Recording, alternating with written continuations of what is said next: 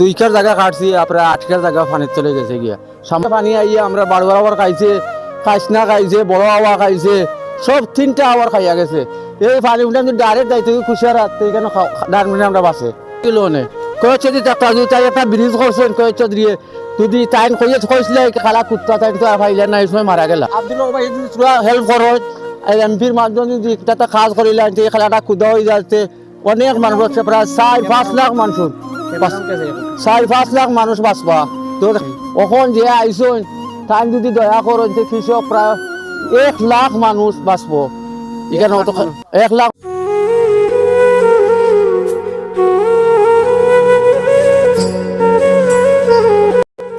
দর্শক বারুয়ার হাওরে প্রায় অবস্থা খুব একটা ভয়াবহ। এই মুহূর্তে আমি তপকান্তেশ দ্বীপ রয়েছি। এখানে আসলে প্রত্যেকটা কৃষকের 5 কিয়ার 7 কিয়ার 10 কিয়ার জমি ইতিমধ্যে রয়েছে যে পানির তলে। ইতিমধ্যে আমরা দেখতে পাচ্ছি সালেপুরের আমাদের লাল চাষার কিন্তু আসলে প্রায় 7 থেকে 8 কিয়ার জমিন পানির তো নিচে চলে গেছে ইতিমধ্যে। চাষা একটু আমি কথা বলার চেষ্টা করবো যদি এখানে রাখেন। আসলে বর্তমানের অবস্থা আসলে আপনার কতটুকু জমি এবং কতটুকু আপনার বর্তমানে আপনি কেটেছেন? আসলে দুইকার জায়গা কাটছি আপনার 8 জায়গা পানি চলে গেছে গিয়া সামান্য একটা জায়গা যদি বাড়ুয়া খাল খুদাও দিত এই পানিটা খুশিরাত পড়ে যায় খুশিরাত পড়ে যায় এই পানি সামান্য অল্প পানি নিয়ে দান খাইয়া গেছে একটু যে এগুলো দায়ী খেয়ে আসলে মনে হয় এগু যদি সরকারি ভাবে যদি অতটা খারাটা খুদাও দিত গিয়া অল্প পয়সা লাগবে প্রায় 10-12 লাখ টাকা হইলে গিয়া খুশিরাত যাইব কি পানি উঠাই।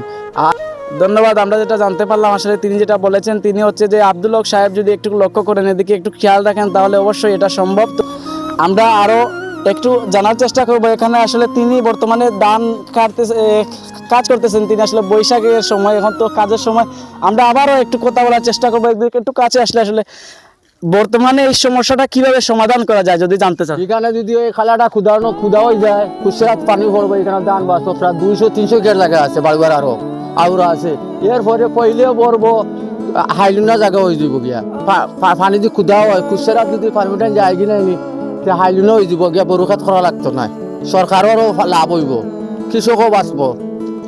এখন এর লাগে একমাত্র সরকারে যদি এই বাড়ুয়ার আবারটা তুই খুদিয়া দিলা খুচরাত গিয়া পানি উঠান ভরে দিব গিয়া এই গলা চিপা পানি আইয়া এই কুলা গাঙ্গে পানি আইয়া আমরা আবার খাই কুলা গাঙ্গ বাঁচবো প্রায় বহু জায়গা এই বাড়ুয়ার আবার আর 3টা আওর খালা কুদা যদি হয়ে যায় তো এই 3টা আওর বাস। আমরা তো জানছি যে তোমার আর্থিকের মান আর্থিকে কইছিলা যে তাই থইয়াই ওকে একটা অতদিন একটা কুদা হয়ে গেল অনেক কয়েছে যদি একটা ব্রিজ করছেন কয়েছে দিয়ে যদি টাইম কইছিল খালা কুত্তা টাইম তো ফাইলে না এই সময় মারা গেলা এখন যে আইসন টাইম যদি দয়া করেন যে কৃষক প্রায় 1 লাখ মানুষ বাঁচবো এখানে 1 লাখ মানুষ 3টা আওর।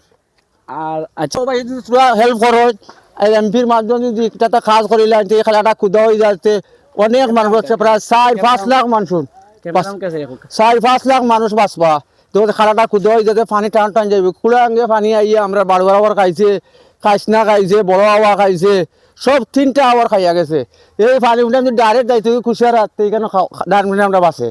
ধন্যবাদ। আমরা এই মুহূর্তে জানতে পারলাম যেটা আসলে লাল চাচার কাছ থেকে তিনি আসলে সালেপুরের একজন বাসিন্দা ইলাসপুর গ্রামের। তো তিনি আসলে যেটা বললেন যে এখানে যদি আসলে এই বারুয়ার হাওরের এই যে এখানে খনন করা হয় তাহলে আসলে বারুয়ার হাওয়াটা আসলে মানে প্রায় এই যে কৃষকদেরকে রক্ষা করা সম্ভব। তো আসলে ধন্যবাদ আপনাদের সবাইকে আমাদেরকে সময় দেওয়ার জন্য এবং আপনাদেরকে আব্দুল হক ফাউন্ডেশন ও দ্বিতীয় লন্ডন সিলেট থেকে সবাইকে স্বাগত জানিয়ে আজকের মতো এখানে বিদায় নিচ্ছি আমি তপকান্তেশ। ধন্যবাদ।